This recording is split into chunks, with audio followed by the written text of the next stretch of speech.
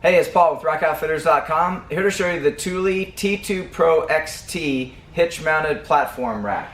And here we have it installed on the back of this vehicle. There's actually two model numbers. Here we have the 9034 XTS, which is the silver, and this is the 9034 XTB. The only difference is just color. This one has a textured, durable black powder coat finish on the two trays, whereas the silver uses a smooth silver powder coat finish, two-tone finish. So I'll go ahead and show you some of the key details on this rack design. First of all, I'll go ahead and put it into the stowed position, and I'll show you how it's actually installed onto the vehicle. Okay, so here you can see the method of attachment. So it has, this is a 2-inch version, and it has an integrated wedge along with a auto pin, which helps you to quickly align it with the pin inside the hitch. While we're down here, I can also show you the structure of the hitch base. It's this grid structure that's exceptionally strong, yet by cutting away the sections in the grid, it keeps the weight down to a minimum. Also, I'll spin it around, and you can see the turn knob, which is what's used to tighten the wedge, and that is a locking turn knob. So it's a very simple yet easy method to install and remove it from your hitch, but it's actually providing an excellent theft deterrent at the same time. And also, while we're here, since you got a clear view, you can see the 4 bolts that hold each of these trays onto the base.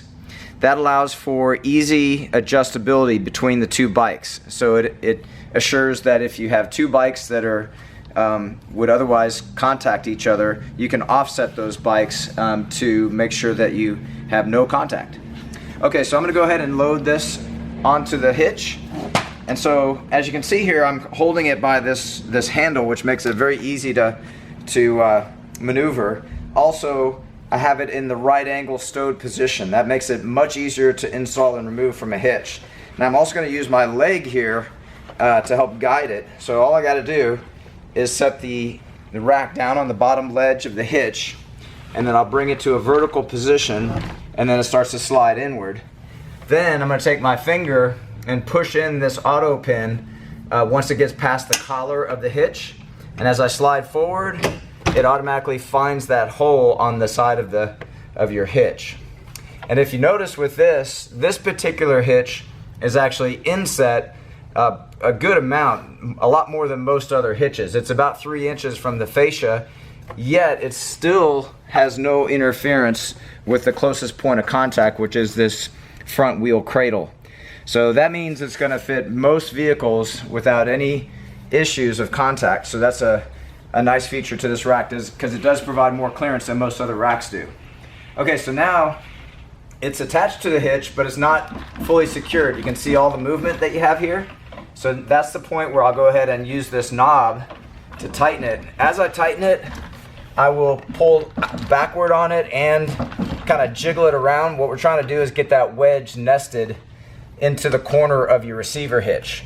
And by doing that, it'll ensure that you have a good, secure connection to the hitch, and you'll have an anti-wobble both vertically and horizontally. So there's no wobble side to side or up and down. So very, very stable, secure rack on the vehicle. Now, I mentioned it does lock, so I have a key right here.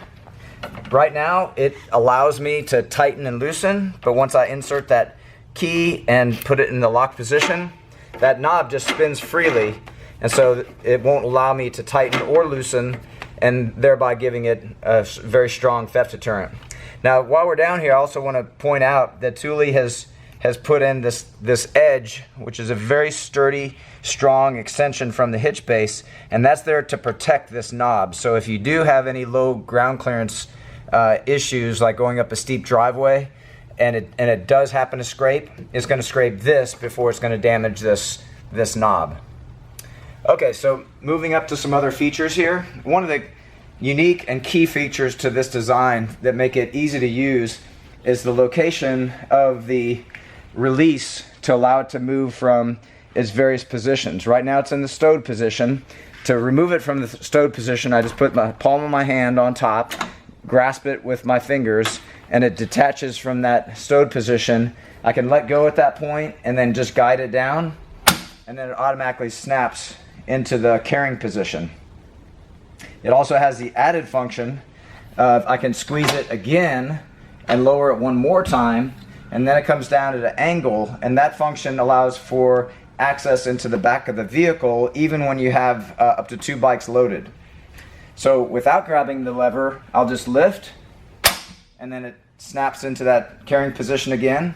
And I'll go ahead and demonstrate loading up a bike so you can see exactly how that's done. So the first thing we do is we want to get the rack ready to accept loading a bike. So I'm going to move this ratcheting hold down arm out of the stowed position, move it forward. There's a gray handle and a push button. I press the push button and extend that handle all the way to its maximum height. Now in the back here, I've got a rear wheel tray. Now this tray slides back and forth along the length of this cradle, slides along the length of this tray to accommodate bicycles all the way up to a 48-inch wheelbase. So it can accommodate really really long wheelbases. Also, it has a ratcheting strap. So the ratchet mechanism, you insert the ratchet strap, and you can use this gray lever to micro adjust how tight it grips to the wheel. When you're ready to release, you press that button and then just pull that out. Now in this configuration, this is going to accommodate road bikes, mountain bikes, but it also has the option to reconfigure. So I'm taking off the rim pad and I'm going to push this strap out from this inner anchor point. I'll pull that out and I'm going to reposition it to this anchor point instead. And what that effectively does is increases the length of the strap to accommodate very, very large tires. So what we're going to load up today is a fat tire bike, so you can see how even a fat tire bike is well supported on this rack. Okay, so I have my fat tire bike. This one happens to be a 4-inch wide fat tire bike, but this actually can accommodate all the way up to a 5-inch wide fat tire bike. When you're lifting a big heavy bike, just a little tip is you want to grab it as low as you can. That way you can let your legs do the work and get it up to the rack height, and then get it front wheel and rear wheel in place like so. And in order to give yourself stability, you want to do the front first. So I got that hook, and I want to bring that hook down to the closest point of contact as I can without it actually touching. So that's a good solid connection right there. So once it does make a connection, I want to push and push here and just make sure it has a good firm grip to that front wheel. Now back to the rear. I want to have this rear wheel cradle positioned at the center of the wheel so you can look at where your axle is, come right down, and that's where you want it. So I'll just move it just a little bit. And then here you can see how long that strap is and how easily it accommodates that bigger tire with room to spare. Okay, so we got our bike loaded and ready to transport. Now from a security standpoint for the bicycle, it has a very convenient, it's conveniently housed cable that's held inside this arm. You extend this cable out, and here you have the lock mechanism that slides down the length of this cable. The cable is a very strong braided steel cable, very difficult to cut through. So it's going to provide a high level of security. That wraps around the frame, reconnects back to that lock mechanism, and then I'll go ahead and take my key. And by the way, I'm using the exact same key that I used down to lock the rack on. And it's the same key system, and I got that locked on now. Okay, so another feature to this design is that we have that accessibility feature. So I'll go ahead and lower the bike into the stowed position, into the access position we'd call it. And I'll go ahead and open up the rear hatch. And here you can see how you have ample clearance to clear the bicycle, the handlebars, the pedals, And now if you need to get anything out of the back of the vehicle, your helmet, your shoes, what have you, you don't necessarily have to take off the bicycle to do that. Okay, then all you got to do is, without even grabbing the release handle, all you have to do is lift up. And this is another great aspect of having this handle in this position, is that this is where you have the most leverage to lift that weight of the two bikes, the one or two bikes that are there. Now, while we're talking about quantity of bikes, on a 2-inch version, so these two models that we discussed are the 2-inch version, and when it's on a 2-inch receiver hitch, this rack system can be extended by adding a 2-bike add-on. So when you do the 2-bike add-on, this handle is removed and then repositioned to the very end of the 2-bike add-on, so you still maintain this functionality, which is even more important when you have that added length to still maintain that great leverage and release point, versus having to reach through all the bikes or somehow get someone else to help you to release the lever. So this is a very unique feature to this rack design. You're not likely to find it on any other model. Okay, so I'll go ahead and release the bike from the carrier, and I'm just going to unlock it. Going to stow. This is on it retracts. There's a spring to retract it, and in addition to that, it also snaps into position. So that's there. It's not going to come off or drag on the ground or anything like that. Before I release the button that's going to make the bike unstable, I want to go ahead and release the rear wheel. So I press that button, and that releases that rear wheel. I'll go ahead and get control, stability of the bike, and then I'm going to press that knob and move that handle away, and then lift.